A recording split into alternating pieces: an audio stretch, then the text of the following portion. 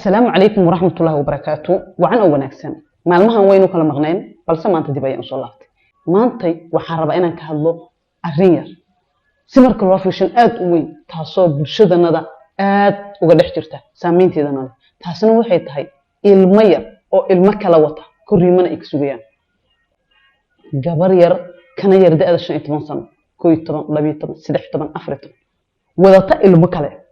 ayadii ilmaha waxay wadataa ilmo kale waxay ka sugayaan koriimo aabe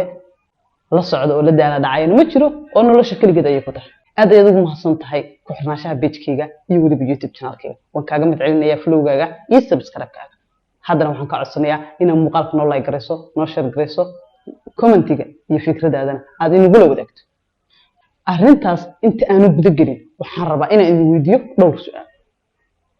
su-aasha koowaad waxay tahay meeqa sano ayay garaadka carruurtu ku buuxsamaan goormaasa la dhihi karaa jir ahaan caqli ahaan iyo dhan kastaba wuu qaangaa oo ilmahani waa ilmo garaadkoodu buuxsamay su'aasha labaad waxay tahay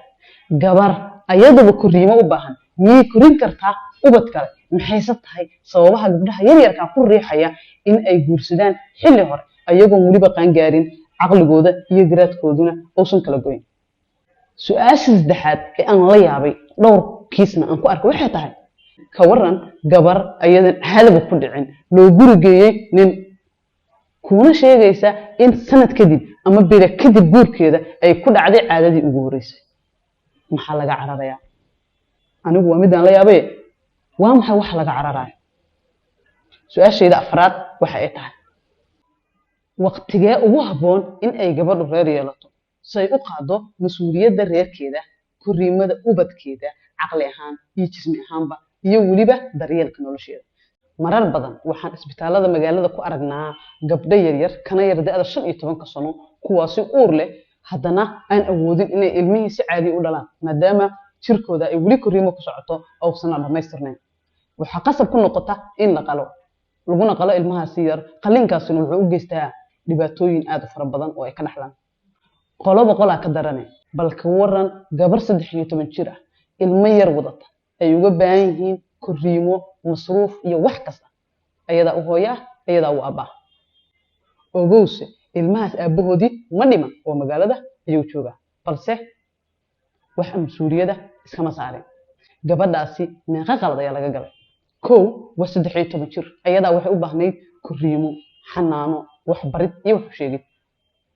taas ma aysan helin waxa uga sii daran ayada ayaa waxay ahayd in laga ahaado mas'uul balse ayada ayay mas'uuliyada saaran tahay oo looga baahan yahay koriimada ilmiheeda iyo weliba waxa ay ku korin lahayd inay u soo shaqeyso waxaan kula talinayaa hooyooyinka Soomaaliyeed kow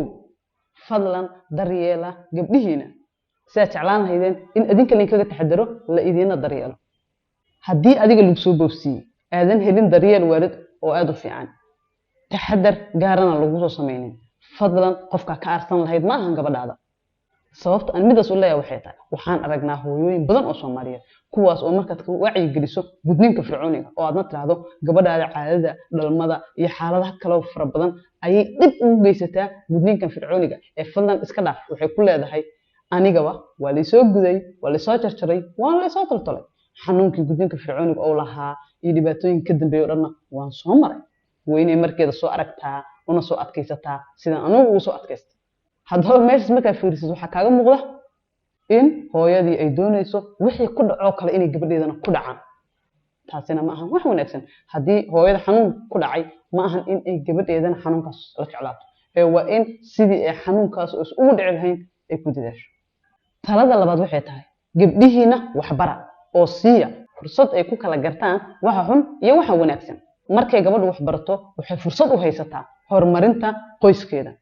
carruurteeda iyo weliba nolosheeda Soomaalidu waxay hore ugu maamaaday gabar wax baratay waa qoys wax bartay qoysas wax bartayna waa bulsho wax baratay bulsho wax baratayna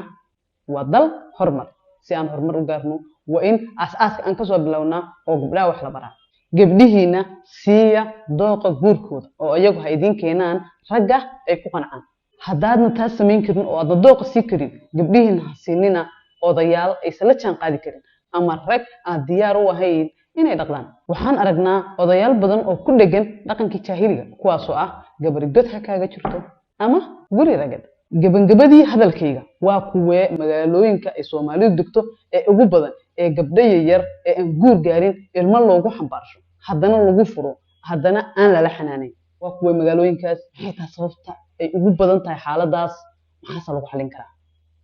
waan rajeynayaa inaad talo fiican kasoo jeedi doonto waad ku mahadsantahay la socoshada barnaamijkeena haddaa meesha soo gaartay fadlan like share iyo commentiga hay nala dhaaf